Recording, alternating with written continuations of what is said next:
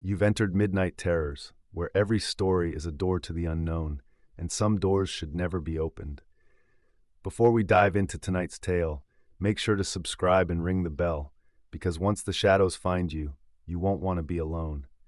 Share these nightmares with those you love, or those you'd rather haunt. Your support feeds the darkness. Now, take a deep breath, if you can, and let's begin. You're about to hear a chilling true story, a story that still haunts me to this day. What you're about to hear is real. These were the phone calls that made me question everything I thought I knew about death and what comes after. My name is Alex, and I've always been a skeptic. Ghosts, demons, the afterlife, that was fiction to me until last year.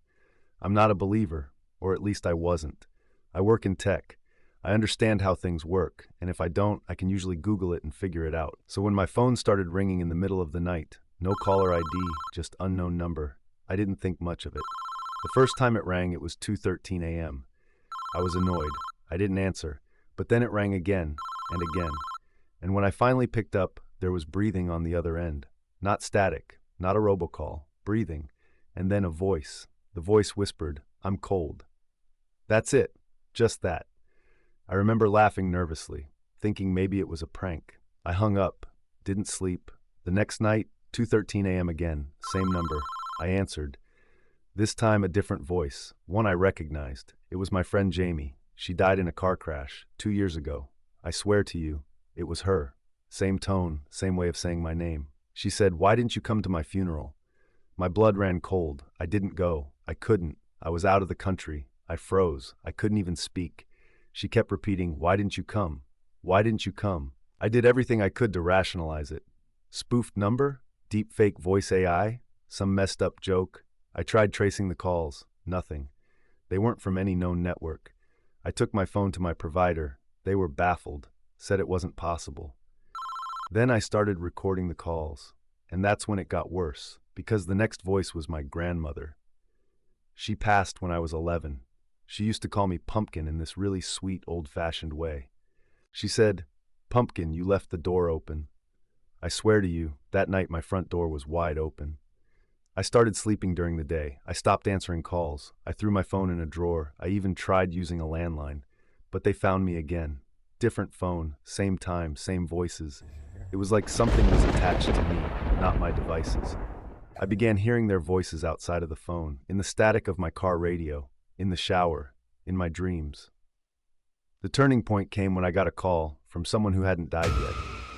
It was my cousin Sam, except the real Sam was alive and well. I called him the next day, confused, angry. He swore he hadn't called me, but the voice from that night, it told me he would die in a week. I begged him to stay home, avoid driving, anything. He didn't listen. He died in a motorcycle accident. Exactly 7 days later. That's when I realized these weren't just voices from the dead. They were warnings, whispers clawing their way through static, frantic, garbled messages. But from who? Or what? Were they really spirits? Or something wearing their voices like a mask? Each call dragged me further down, like a hook in my spine, into something vast, cold, and ancient. Something that knew me. The calls weren't just haunting me. They were feeding on me, draining something I didn't know I could lose. They still come, now and then. Quieter now, as if waiting for something, watching. But when they ring, it's always someone I loved. A voice from a time that once felt safe, until it says something it shouldn't know. Sometimes they beg me to listen. Sometimes they laugh. Other times, they whisper things I'll never repeat out loud. I still don't know what they want, but I answer, every time. Because now I'm not afraid of what happens if I listen. I'm afraid of what happens if I don't. What if the voices calling me aren't trapped in the afterlife, but escaped something worse to reach me? They whisper like they're running, hiding, not from death, but from what comes after. And now, whatever was chasing them is starting to notice me.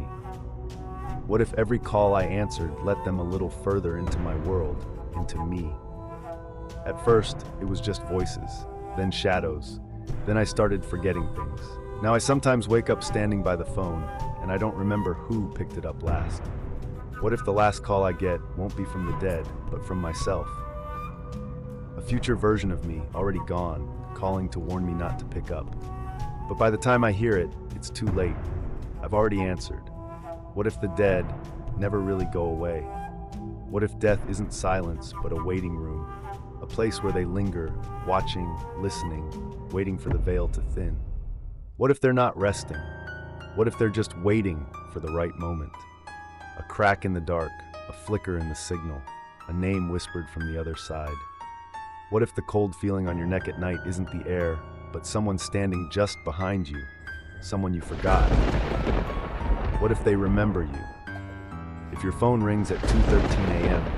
and the screen shows a name you haven't seen in years, someone who's been dead for longer than that, will you answer? Will you hear their voice? Will they be asking for help? Or will they be asking to come back? Because sometimes the dead don't call to say goodbye. Sometimes they call to switch places. Distant phone rings one last time, a final whisper, "I'm cold," then silence.